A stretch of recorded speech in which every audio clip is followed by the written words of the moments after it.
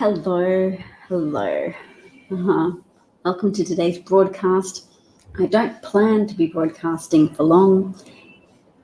My husband's adorably listening to music in the background while he builds a Harry Potter Lego thing for our children to surprise them tomorrow. Hi, Bob. How's Holly doing? So the thesis of the broadcast tonight is that are there concerning signs that Trump and Mike Pence could be planning on initiating a war with Iran? There have been a few reported B-52 bomber flights in the area, which is typically a military intimidation technique before commencing some type of military conflict. Iran may be very well planning some kind of retaliatory measure for the earlier assassination of Soleimani. And now we have to say, could this be part of the coup effort? Those of you who follow me may know that I was very grateful for The Daily Show compiling a clip of Donald Trump broadcasting years ago his analysis of Barack Obama's presidency and saying that he was convinced Barack Obama would start a war with Iran to help his polling figures, which to me is very indicative of Trump's thinking and did make a very effective Daily Show sketch because they added a CGI crystal ball to show that when Trump spoke nebulously about this political figure who he knew was going to start a war with Iran, to make it look as if he was predicting his own future intentions. And I think that type of exposure and that type of satire is sometimes a potential deterrent. It might be too late to deter Trump. He may be convinced that it's a straw that he should clutch at to try and stay in power. As we all know, there's likely to be significant legal consequences of losing that type of immunity that he gets by virtue of remaining in office, by virtue of being the president, and the protective shield of a 1974 legal memo from the Office of Legal Counsel that said sitting presidents shouldn't be prosecuted. I don't think that legal memo has ever been challenged in the Supreme Court, but regardless, it certainly bound or circumscribed Mueller's actions when he was the special prosecutor investigating the Trump campaign's ties to Russia.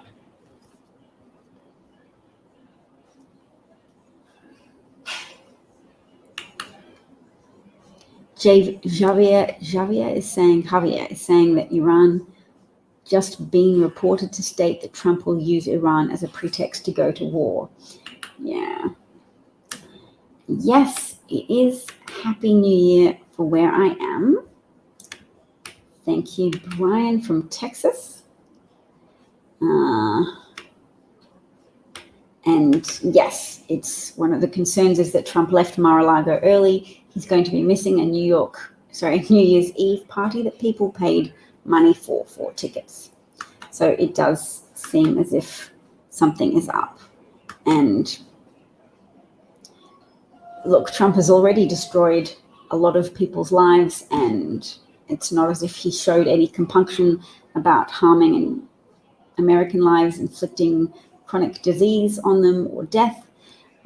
So he certainly won't be unwilling to wreak havoc and death and destruction on the lives of people in another country. Bob has posted a guitar solo for the NY. Have you sent it to me in direct message, Bob? How likely do I think? What do I personally think? I think it's pretty likely. I'd prefer it not to be the case. So let's have a look. What are they talking about in the news on my favorite social media platform, Twitter? They're talking about how Trump's lawyer, Lynn Wood, filed a petition in the Supreme Court and then took to social media spreading disinformation slurs about Justice John Roberts. So what did he write? He wrote bad things accusing the Supreme Court Justice, the Chief Supreme Court Justice, of paedophilia, murderous paedophilia. So my favorite lawyer on Twitter, Terry Canfield, points out that a lawyer who spreads slanderous lies about a judge after filing a petition before that judge is one of the following: unhinged, or not even trying to win, just trying to score points, or both. So that could be the case. I'd be desperate if I'd thrown my fortunes in with Trump if I knew I was guilty of crimes and I relied on Trump remaining in office and remaining in charge of appointing attorney generals. I would be unhinged if I needed him to still be there to protect me from legal consequences, and if he just lost an election and his only hope of staying in power was for people to capitalize on every possible avenue, every straw of democratic overthrow. So martial law, yep, I'd be calling for martial law, accusing judges of crimes against the most vulnerable, against children, in order to excite domestic terrorism, to intimidate a judge, considering there was a judge whose husband and son were murdered at her home by an assassin who came to the door and who then killed himself, so he could not be questioned on his motivations or prompts. And people pointed out that the man who killed the judge's husband and son did have previous run-ins with the judge, or was a lawyer who'd appeared before her unsuccessfully. But that's still how assassinations work. You can find someone who could do what you want with a push, with incentives, maybe offer to provide for their family or something. John Ossoff has apparently been hijacking Fox News airwaves to take down Kelly Loeffler and David Perdue. I'm excited about that because it being New Year's Day for me, Happy New Year's Day soon for you. It's after midnight for me, so Happy New Year, everyone, or Happy Precipitate New Year for everyone. But I'm excited that it's only 5 days till the January 5th runoff elections in Georgia, because I'm desperate for Democrats to have control of the Senate. I'm desperate for more Americans to realize that Republicans currently control the Senate, and if they wedge Democrats on issues that are completely antithetical to democratic principles, then, or the principles of the Democratic Party and the Democratic individual politicians, then that's not a fair reason to dump on Democrats. Mitch McConnell is very, very committed to the ruination of the American people for personal profit and to enhance and please the wealth of his donors. So you don't please the wealth of his donors, to enhance outcomes for his donors and contributors, such as the Koch brothers and Robert Mercer, etc. Very powerful American billionaires who have gained a significant hold on power and are not keen to relinquish that hold. And Trump's corruption has enabled them to make progress on significant counts of their agenda to privatize America, to roll back workers' rights, civil rights, etc.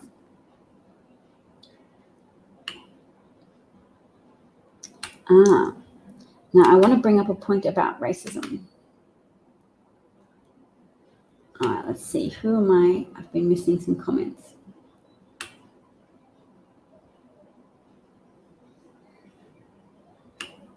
Why would things change for Trump if he started a war? Wouldn't he still be out?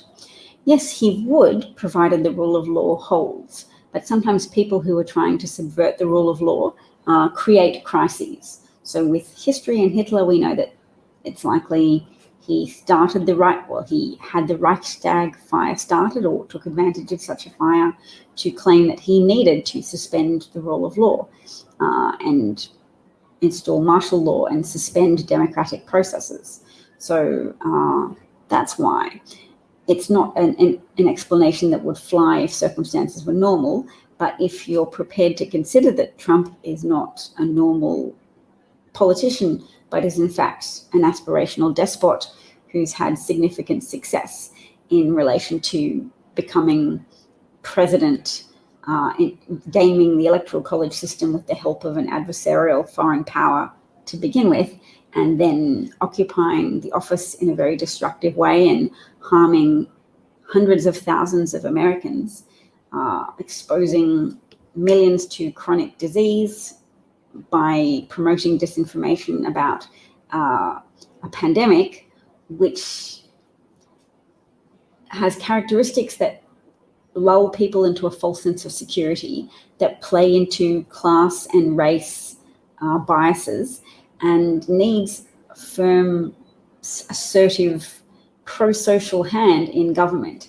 And America had the opposite of that. America had someone prepared to weaponize pre-existing racial tensions in order to personally benefit from them. And I don't use the word politicize. I think it's very damaging to claim that things have been politicized, because it's slandering the word politics, which should refer to different approaches of serving the public good, the general greater good. So Trump hasn't politicized things, he's weaponized them. He's used the social political dynamics, cultural dynamics in the United States to weaponize them, to turn people against people, and to help brainwash people into voting against their own interests and into voting for things that are destructive, ultimately, for the United States. And when I say destructive, I mean objectively, and not from a overly identity politics perspective. So I hope that addresses your question. On Pumpkin, it's our contention that the very blatantly corrupt person is currently in office, and we succeeded in losing him the election by 8 million votes. So Biden won the election. Mitch McConnell acknowledges it. The Supreme Court wouldn't even consider a case from the Attorney General in Texas to seek to overturn the election results.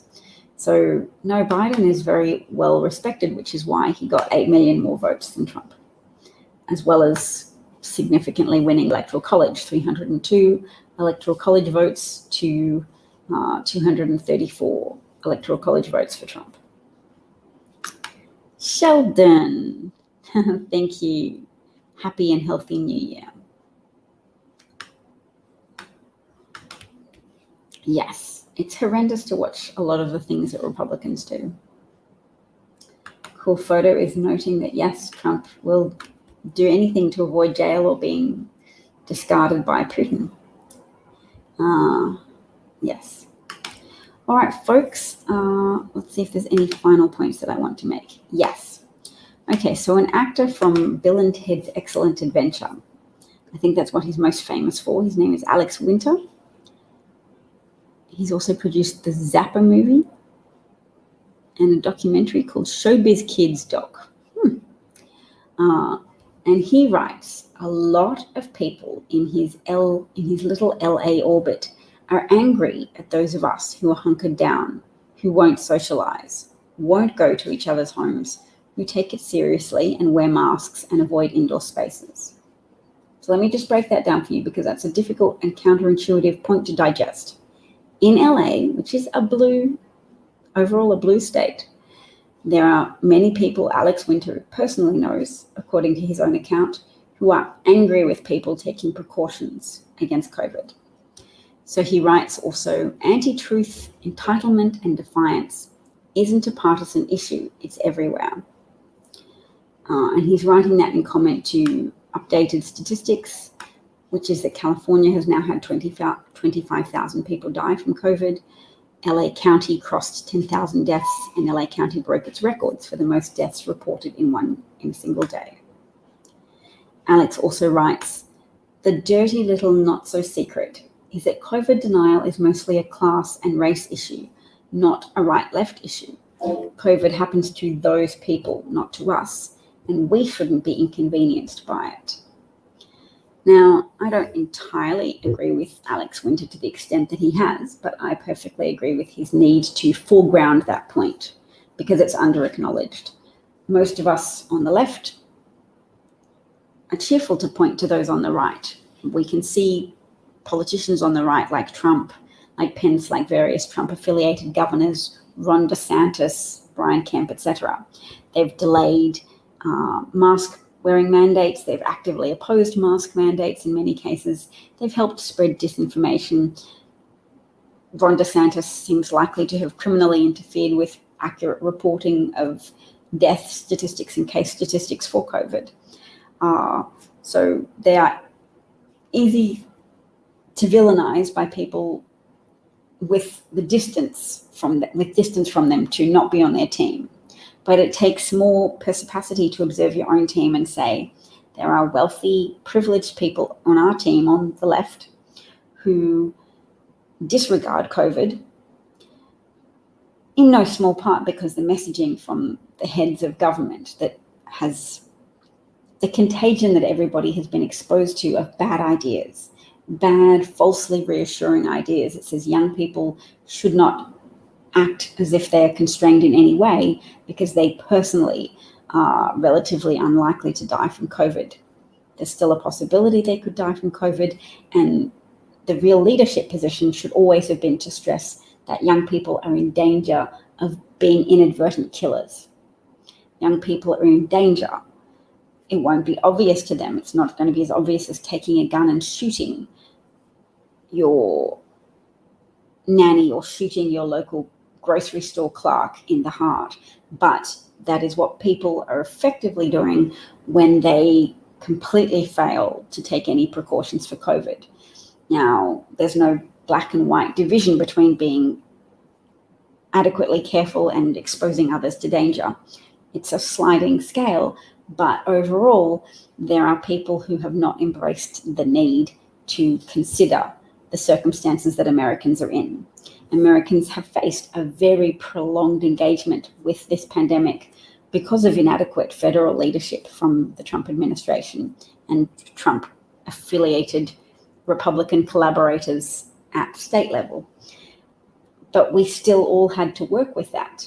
And some people are refusing to accept any more inconveniences because they don't accept the need to act to preserve the lives of people with extra exposure, people in essential jobs, people in healthcare professions, and particularly people of color.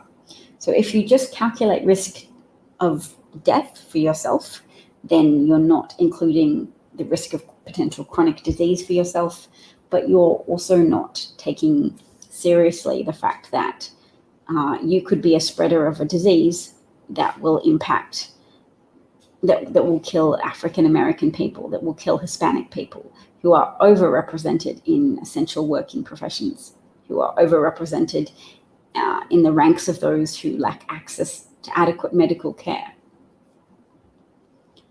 So that's a question for all of us to keep in our hearts, to say,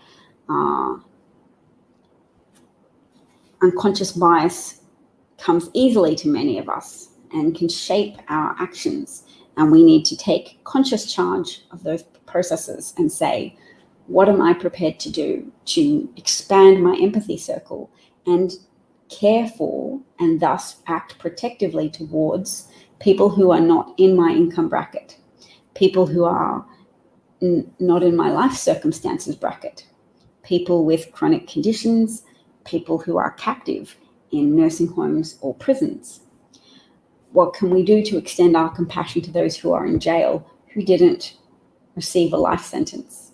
And again, Black Americans are overrepresented in jails, and we should know now from this past year and from engaging with the level of unconscious bias or conscious bias that operates in the legal system, at the police level, at the policing level, in terms of disproportionate levels of hounding people of color and imposing extrajudicial brutality on them, but also within the judicial system, a reluctance to act in any way as a deterrent to police officers, actions if they're wrong, and a willingness to over-prosecute and over-convict people of color.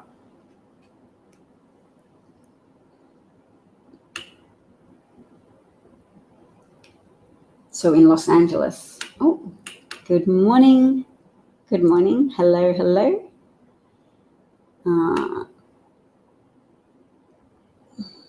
Yes, Bob has brought up this important factor about LA, which is new directive to emergency services drivers in LA. If no heartbeat can be maintained, don't bring to the hospital because there are no beds. So this is what we've been talking about, what we've been afraid of, what we anticipated happening, the rationing of healthcare.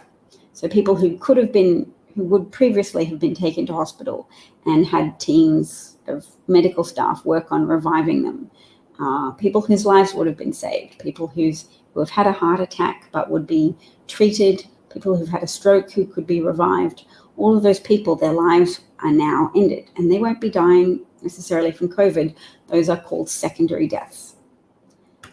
Yes, so people now have to classify those people who are unconscious or lacking a heartbeat as dead on arrival. Rationing of care was inevitable with COVID out of control, but I'm sure many Americans didn't intellectually engage with that or emotionally engage with that because they would have just hoped that they live in a wealthy society with medical care. They would have embraced the idea of American exceptionalism, protecting them from the outcomes we saw some months ago in Italy, where people said, well, that's Italy, that's not the US. So it now is the US. Medical services, hospital systems are now having to make those same heart-rending decisions. This is far more heart-rending than just doctors who try to save a patient and still lose them, which is devastating enough. There is now this additional layer of emotional devastation for health professionals to have to say, we don't even have the resources to try and save some people. And we have to decide what conditions we're going to rule on so that people have clarity knowing who to abandon, who to leave for dead. So yes, it's an extra layer of motivation to stay home, because if you have a car accident, it will be harder to get treatment.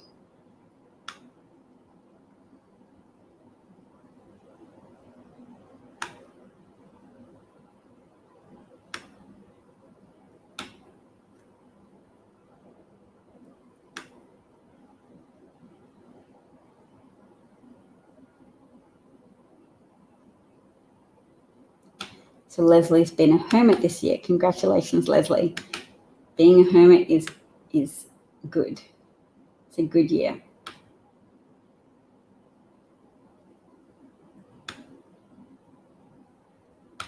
Yes, it will likely give, does EMT stand for emergency medical services? Paramedics, etc., will have post-traumatic stress disorder from those conditions big time. Oh, Elizabeth is raising a very good point that winning Georgia is the only way to sustain Biden's win. And she donated to Act Blue instead of giving Christmas gifts. Bless you, Elizabeth.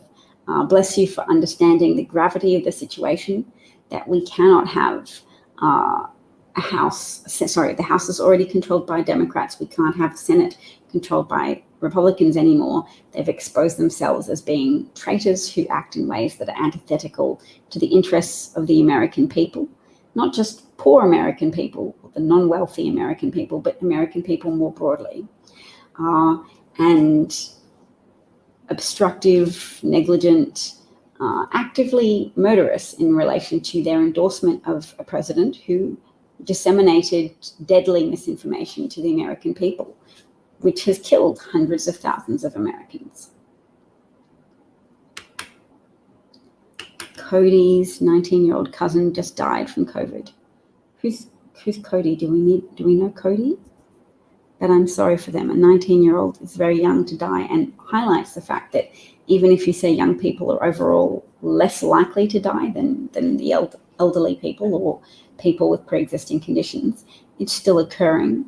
and it's unnecessary, and it's not okay.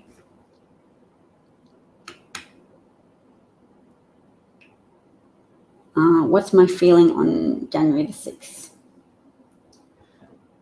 I think there'll be potentially Proud Boy style violence, but I'm hoping at a relatively low level. But I'm prepared to be surprised. It could be quite big. Trump's definitely hyping it up on Twitter to say, see you in Washington on January the 6th. He's hyping it up as if it's Custer's last stand, that's where justice will be served and the results of the election will be overturned and in his favor. So that type of language on Twitter from Trump is stochastic terrorism, which is when you outsource terrorism by just scripting violence for other people, that they can follow that script of challenge the authorities, blow things up if you don't get your way, revenge yourself on those people who have been told over and over again are unjustly standing in the way of Trump's true victory.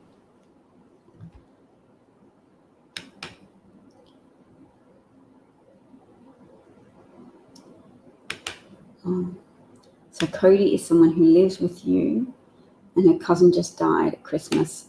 Her aunt and 2 cousins caught it at Christmas, but she didn't go. Okay, well, that was smart of her. She didn't feel safe there. She was living with her aunt. Yes, well, she has good survival instincts. And Bob posted the song on his Twitter. Oh, and Alan's got a message for everyone. He's thanking me and thanking our community for the love and support we've shown each other this year. Love you all. That's a beautiful message. Thank you, Alan. And Elizabeth says thank you as well. All right, let's go have a look at Bob's song, Holly.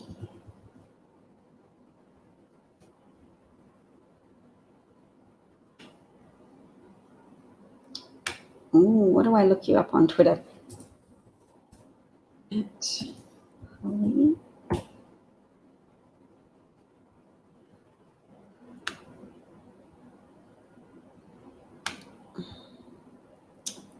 Bob, what's your Twitter handle?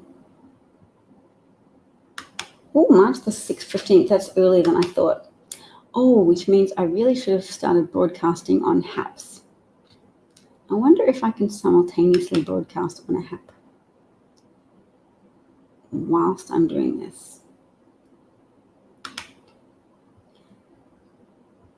I'm just going to look up HAPS.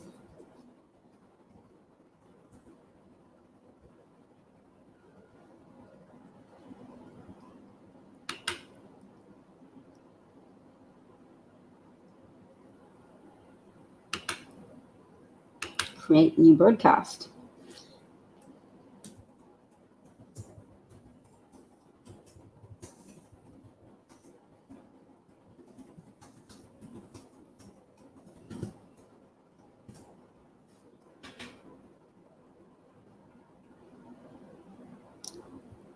Okay.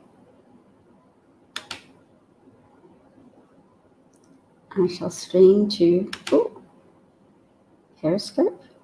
Thanks for bearing with me. I'm just trying to simultaneously connect to Periscope. And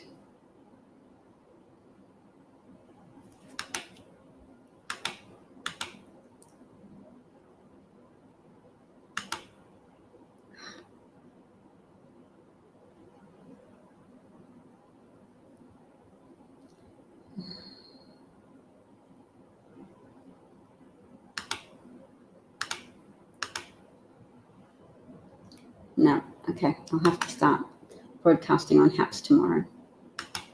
So yes, I can connect my Periscope to HAPS. I was just going through some of that. And a lot of people who use Periscope are now moving to HAPS, and you can stream live to both simultaneously, which is useful. That would help users transfer over from Periscope to HAPS.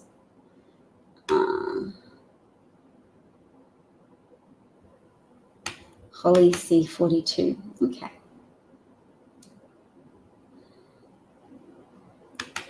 There are messages on Twitter to QAnon supporters that are all hashtags, they're all going to DC. Yes, but sometimes people who play games on the internet are people who don't actually like to leave their house. So we don't know, but I'm anticipating violence and trouble. And look, Alan. Molly says you were an awesome, caring man, honored to know you. Yes. Well, once you log on to HAPS, this is more for broadcasters, Leslie, that when you log on to HAPS, you can connect your broadcast to Periscope. Maybe you broadcast, Leslie, and I just didn't know. In your HAPS profile, you'll see the other platforms. Click on Periscope and log in. Yes, I was trying to do that live now, but it's hard to do that knowing you have an audience listening to you. All right.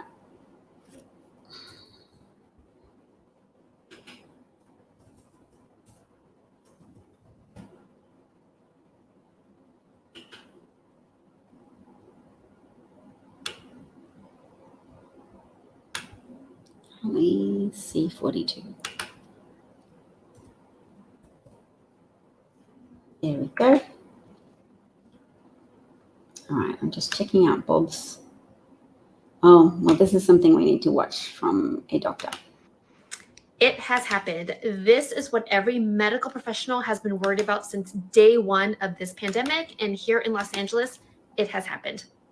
What this tweet is saying is that OOH, out of hospital arrests, cardiac arrests, heart attacks, strokes, accidents without field return of spontaneous circulation, so without resuscitation, now are not being transported to hospitals.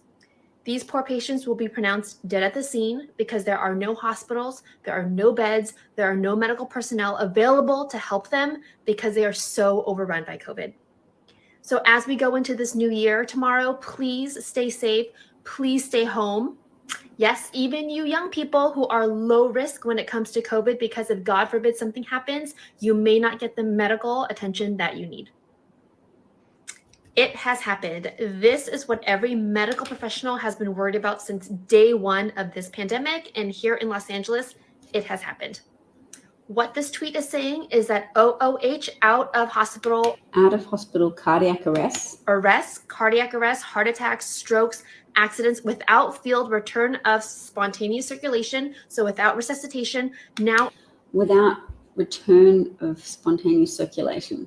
So you try and get the heart to start again, but it doesn't start. So if the paramedics can't resuscitate you on the spot, they don't transport you to hospital to get a team of healthcare workers trying to resuscitate you at the hospital. They just go, we tried, we couldn't do it, dead on arrival. But the thing is, you don't get to arrive at the hospital. You're dead at the scene, essentially. So there's no arrival at the hospital anymore for people who can't be resuscitated in situ. So it is insane, yes, but it is a function of hospitals being overrun. So when you don't have adequate medical personnel, it would be great if it'd be the military personnel were called in to help, and I believe some of them have been. Okay, so this is Bob singing Auld Lang Syne. Let's have a bit of.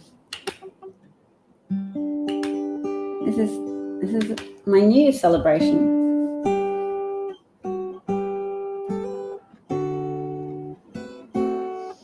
It's been a year, but it's been 4 years really. I've been stressed about Iran and potential wars and nuclear wars with Trump since he got into office. And I'll be so glad for January the 20th. That's really going to be like the new year for me, and I'm sure for a lot of people.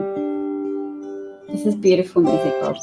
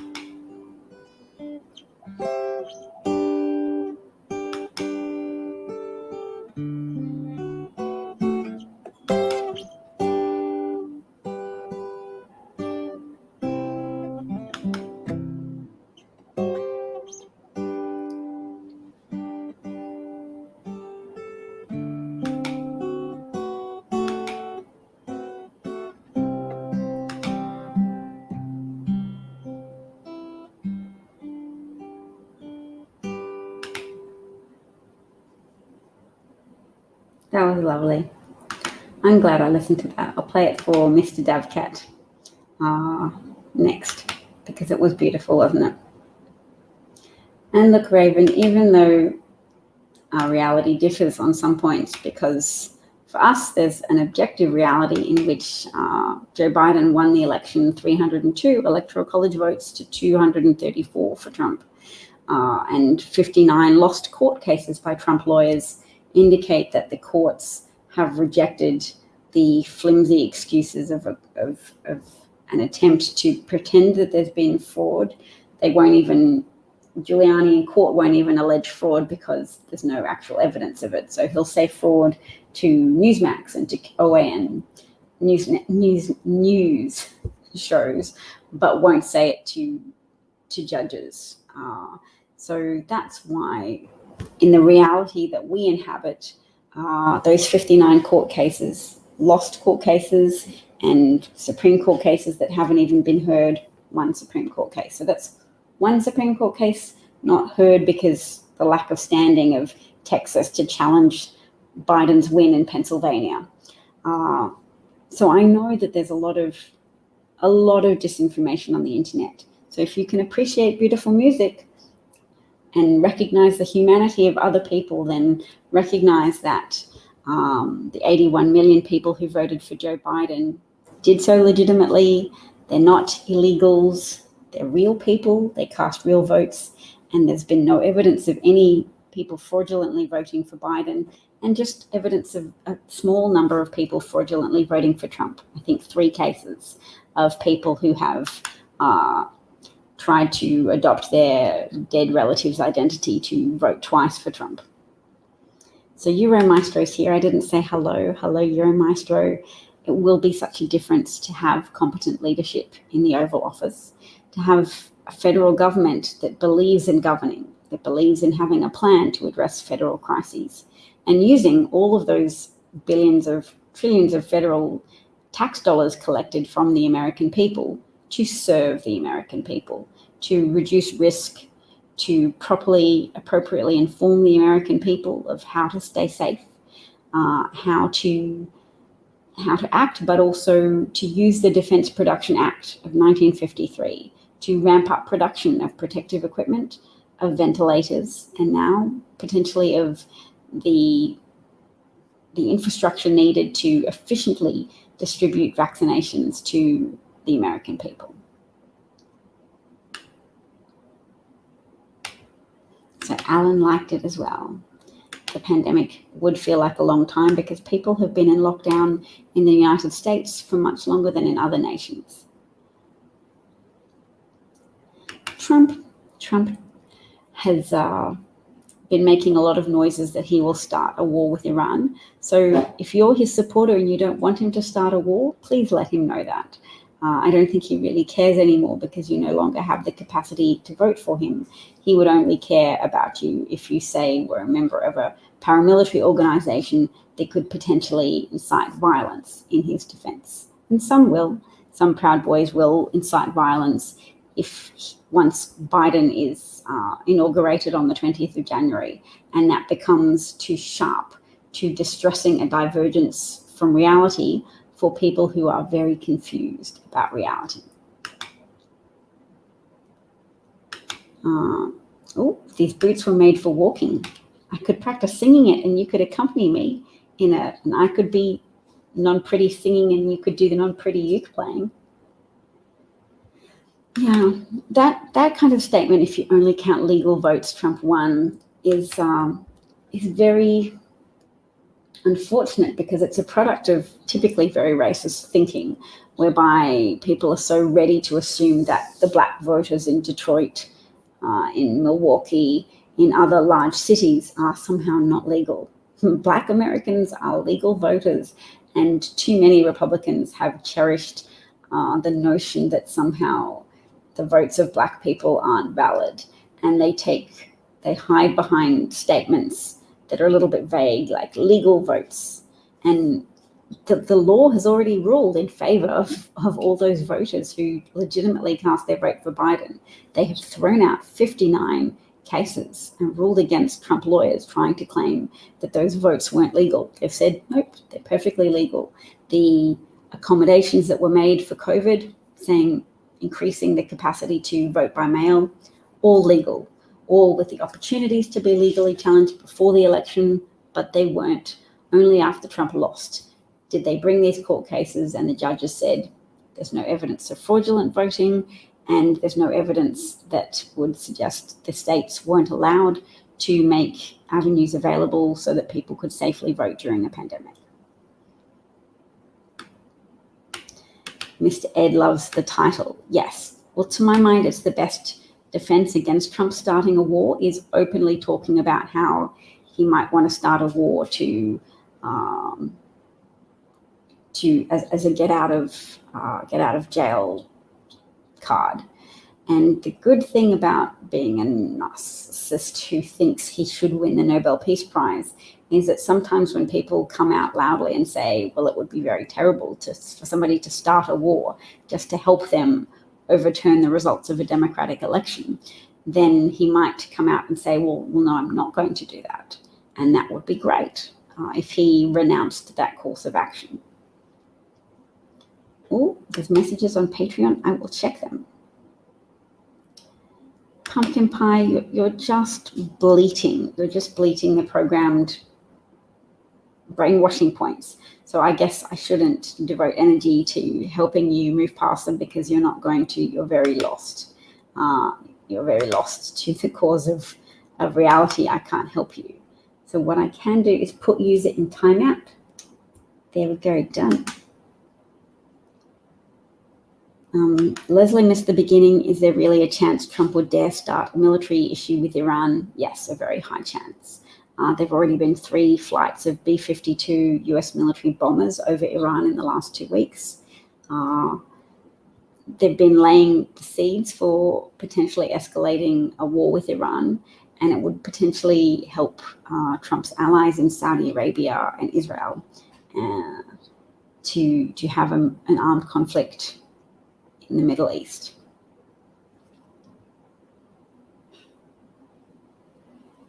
So, but we hope he doesn't do it. Molly's looking forward to the Trump administration actually having qualified people run the government departments, not people who've openly opposed the existence of the government departments, not crooks running the EPA and winding back protections for Americans, protections from premature death from cancer, from being poisoned by toxins, neurotoxins in the air and water.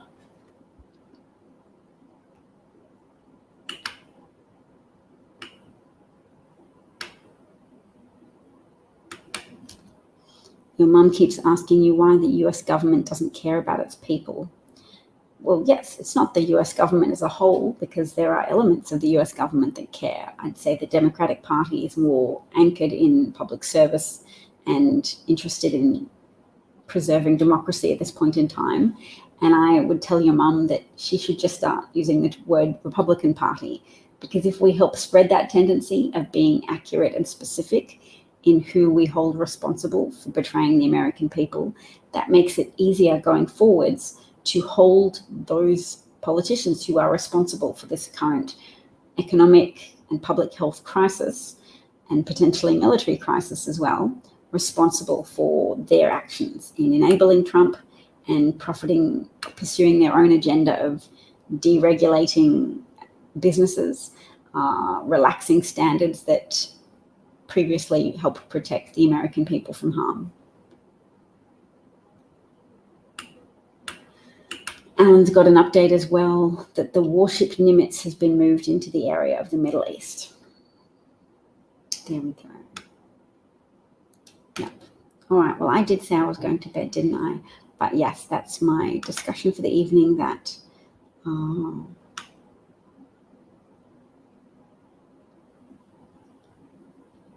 that Trump is very likely to start a war with Iran.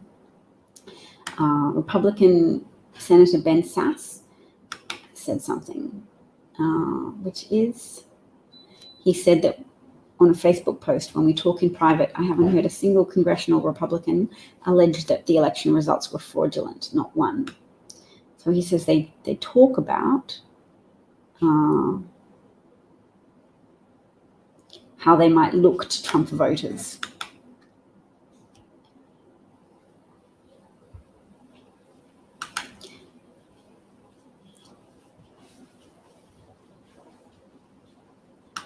Do I think that the military will follow his orders if he's insane? You'd hope there'd be pushback, but those escalations have been done gradually. And the thing is, Iran is not angelic. Its government is also very destructive and anti-democratic. So it's easy to just escalate the necessity of attacking Iran. It's easy to build on that, to make excuses, because they are bad guys. It's no excuse to kill millions of Iranian people, but there's substantial pretext that can be amplified and built on. All right, folks, I'm going to go to bed. I thank you so much for engaging with me on these issues and being part of this community. I cherish your participation and your time and your giving of yourself and your thoughts. So yes, the situation is tense. We hope Trump doesn't start anything bad and that the Iranian government also doesn't leap to preempt further escalations. Thanks, Leslie. I'm glad you caught it too. See you next year, Perry Pilot. Oh, and Molly makes the point that I do have a Patreon, and if it brings my Patreons joy, and I'm told sometimes that it does, to sponsor this broadcast, to be our intellectual sponsor and a financial sponsor, which you can do for any amount from $2 upwards. And some people do upwards, and I'm grateful for all contributions, because it's validating that this is more than a hobby to me. This is something I'd like to become more professional with, but also just to help me come back each night, even when I don't want to talk about it, even when I'm finding it confronting or a little depressing. It motivates me to say, nope, let's resist, because fascism typically distorts, deflects, and dismays people in order to consolidate power. So a lot of what Trump does, like I'm imagining those expedited federal executions that all the people he's trying to kill before Biden takes office, part of the dismay protocol. Weaken people by upsetting them. Yes. Happy New Year to Mr. Dow's and Dav. Thank you to Dav and Mr. Dav. It's a great investment. Thank you so much, Molly. I treasure your support, and thank you for helping me market myself. It's a great skill set to acquire, I think, and I'm grateful. You too, Alan. Thank you so much for your help. You and Molly are such a great team, and the feeling that you're at my back, that you have my back, and that you validate my efforts and celebrate the skill set that I have and encourage me to build on it and to find opportunities to use it. Can't put a price on that. Thank you so much. Best wishes to everyone on this chat for a better year ahead, says Elizabeth. Thank you. Thank you. Ta-ta, everyone. Take care. See you next year. Bye.